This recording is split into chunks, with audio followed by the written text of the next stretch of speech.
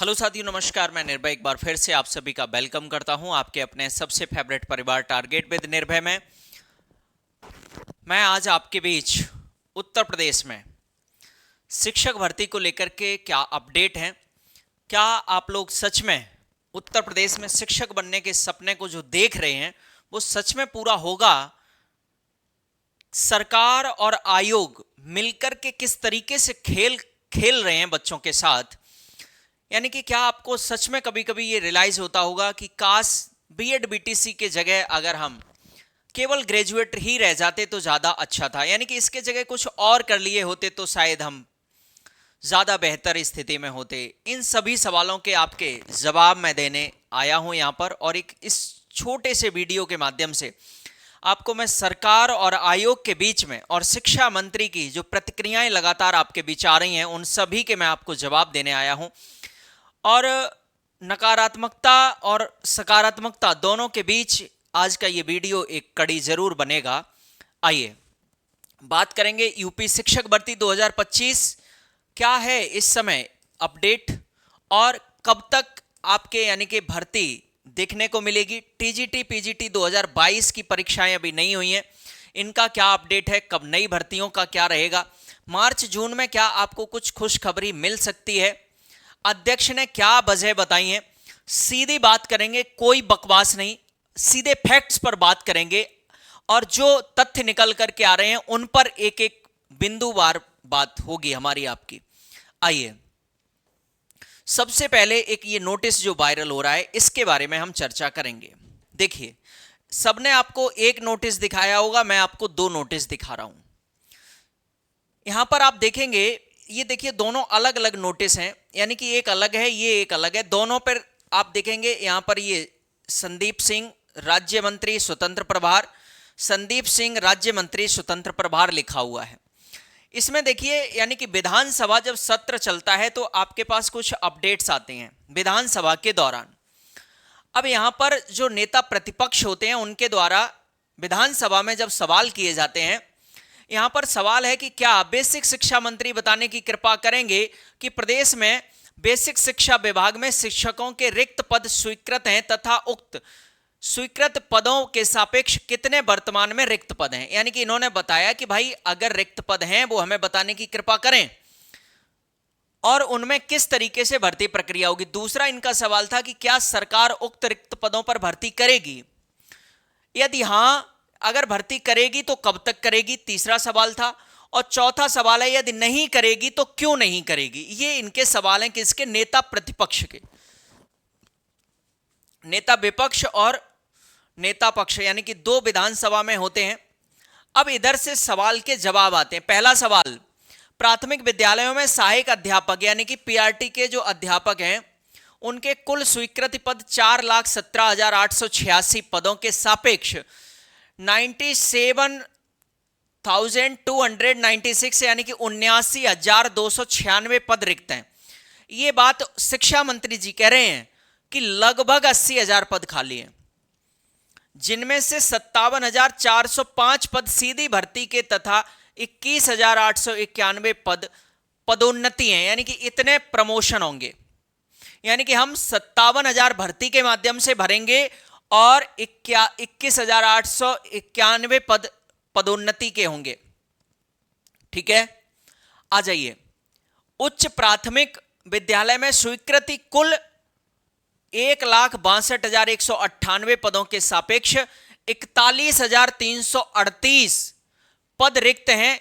ये पदोन्नति के पद हैं, ये कह रहे हैं। अगला इन्होंने कहा क्या सरकार उक्त पदों पर भर्ती करेगी, तो शिक्षा मंत्री ने कहा आवश्यकता अनुसार समय समय पर सहायक अध्यापक चयन एवं नियुक्ति की कार्रवाई की जाती है। घिसा पिटा जवाब है, सुनिए। अगला सवाल, यदि हां तो कब तक।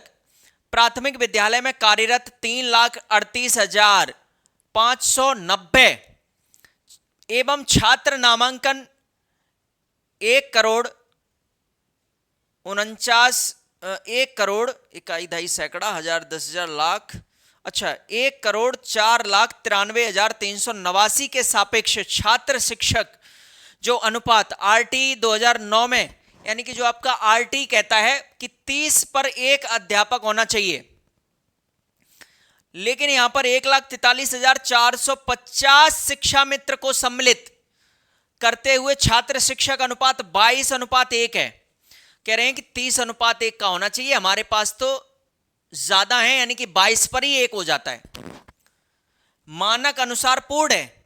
उच्च प्राथमिक विद्यालय में कार्यरत अध्यापक 1,20,860 के छात्र नामांकन 43 यहां पर कह रहा है इकाई दाई सैकड़ा हजार 10,000 लाख 10 लाख, हाँ 43,14,803 के सापेक्ष छात्र शिक्षक का अनुपात 35:1 का होना चाहिए जूनियर में, लेकिन यहां पर 22,223 अनुदेशक की संख्या मिलाकर के हमारे पास में कितना हो रहा है, 29:1 का रेशियो निकल करके आ रहा है।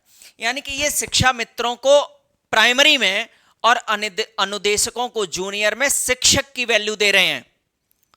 अब एक दूसरा नोटिस मैं आपको इंपॉर्टेंट, जो आपने नहीं देखा होगा, यहां पर भी वही सवाल है कि क्या बेसिक शिक्षा मंत्री बताएंगे कि द्वितीय सत्र 2024 के प्रथम शुक्रवार हेतु निर्धारित अंतरांकित प्रश्न संख्या 15 खंड जो है क के उत्तर में बताया गया कि क्या शिक्षा मित्र श्रमिक की श्रेणी में नहीं आते हैं।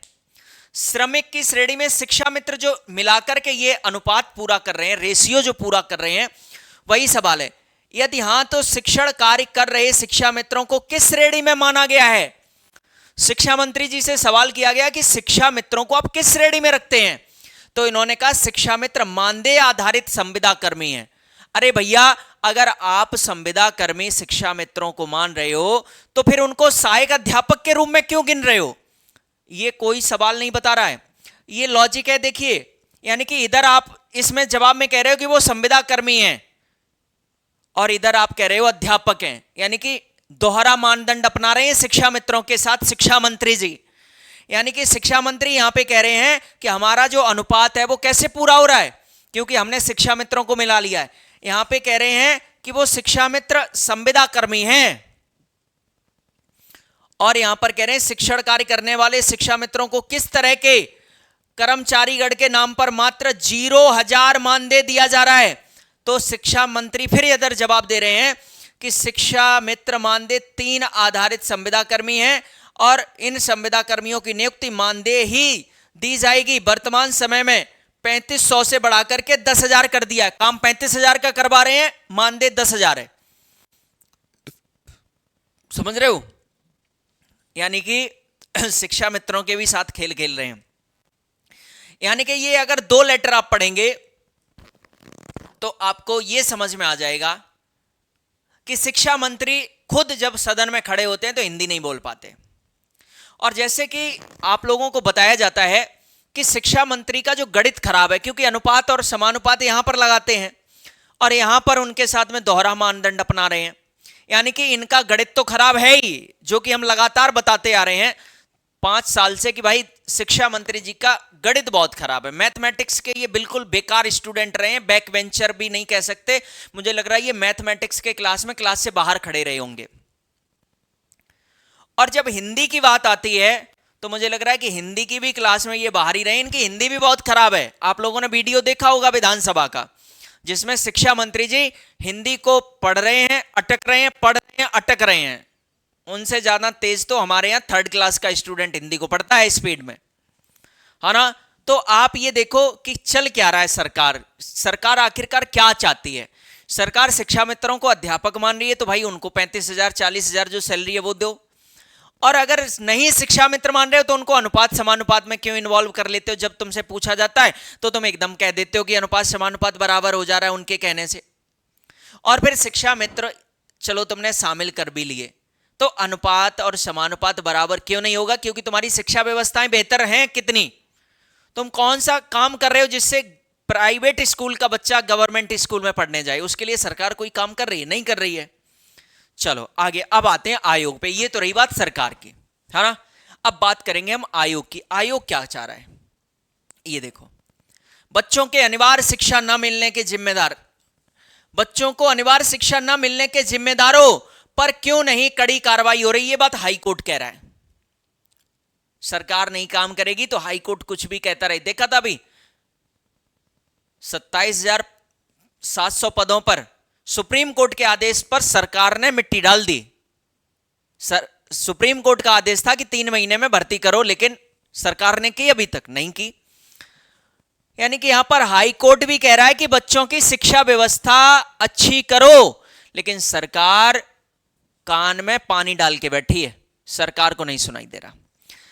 भाई साहब, ये सरकार के दिग्गज नेता हैं उत्तर प्रदेश के, आपने देखा होगा इनको, आदरणीय मुख्यमंत्री जी के बगल में बैठते हैं, और ये खुद इस बात को कह रहे हैं कि विभिन्न विभागों में 92,919 पद खाली हैं। हम कह रहे हैं इसी में भी कुछ शिक्षा, आपके बेसिक के पद खाली होंगे, उन्हीं को पूरा कर लो, लेकिन नहीं। यानी कि आप देखो अखबारों में, आप देखते हैं ना, अखबारों में आप देखेंगे तो आपको लगातार मिलेगा। ये देखो, अब आयोग पे आ जाओ।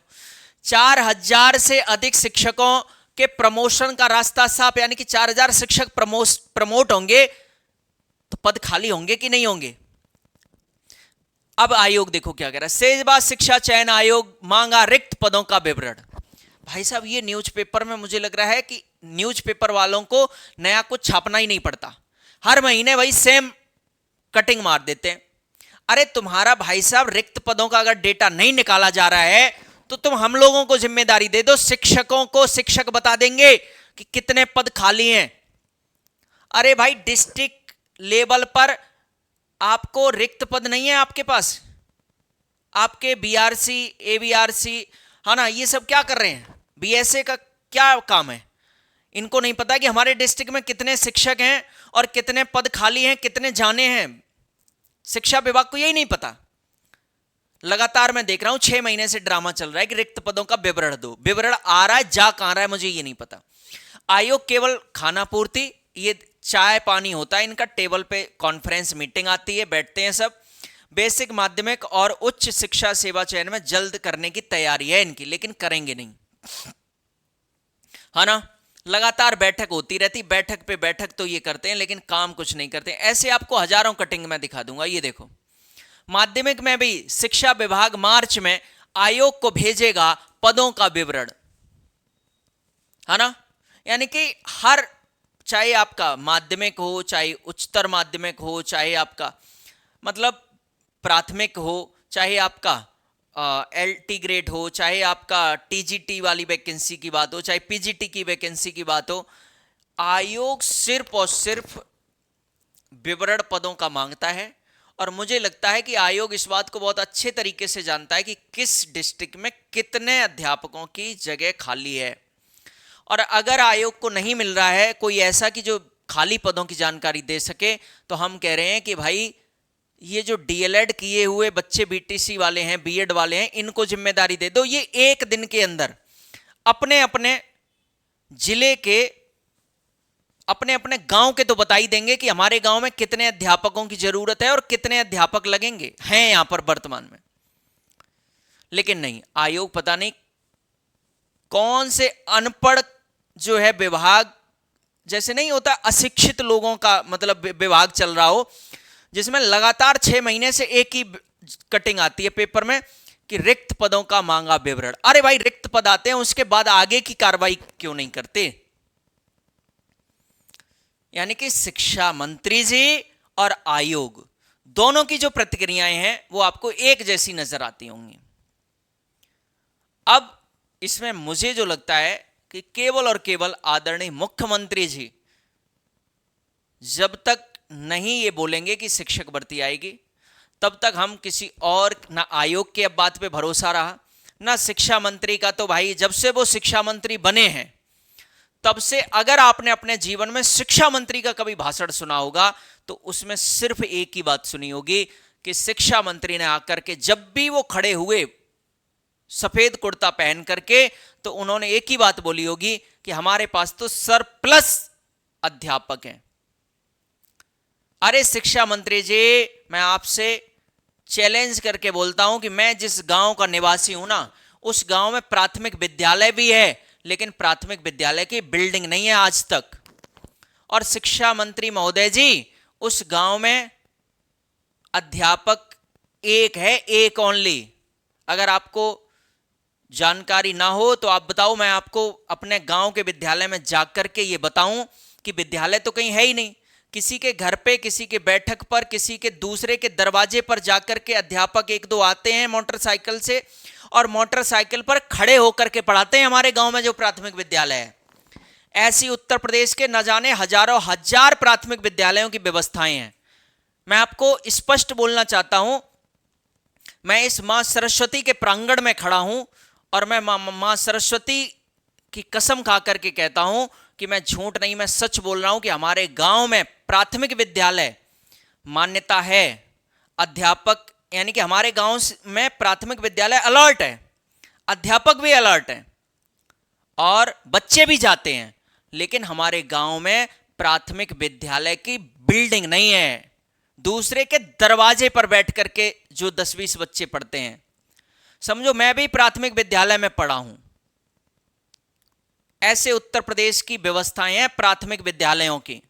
ऊपर से कि आपके विद्यालय में बच्चे नहीं जाते हैं, आपके पास सरप्लस टीचर हैं। अरे सरप्लस तो होंगे ही, जब आपने कुछ किया ही नहीं है तो सरप्लस नहीं, कुछ दिन के बाद में जो अध्यापक हैं वो भी बच जाएंगे, वो भी एक्स्ट्रा हो जाएंगे, क्योंकि बच्चे नहीं होंगे, उससे ज्यादा अध्यापक होंगे। उसका रीजन ये है कि शिक्षा मंत्री महोदय और ये सरकार शिक्षा व्यवस्था पर कोई ध्यान नहीं दे रही है। शिक्षा व्यवस्था इनके दिमाग में ही नहीं है।